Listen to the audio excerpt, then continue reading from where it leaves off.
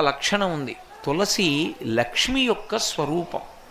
తులసి ఈ భూమి మీద పుట్టినటువంటిది మొట్టమొదట ఎక్కడి నుంచి పుట్టింది అంటే బీజము నుంచి వచ్చింది కాదు తులసి చెట్టు. తులసి చెట్టు గింజల్లోంచి రాలేదు.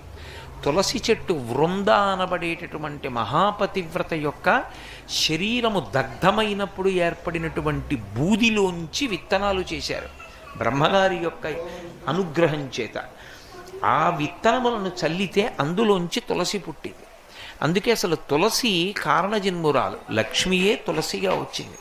తులసికి ఒక్కదానికే ఒక లక్షణం ఉంది లోకంలో.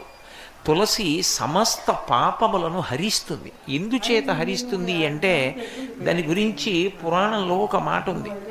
యన్మూలే సర్వతీర్థాని యన్మధ్యే సర్వదేవతై యదశ్రీ సర్వవేదేషు తులసీత్వం నమామ్యహం అని.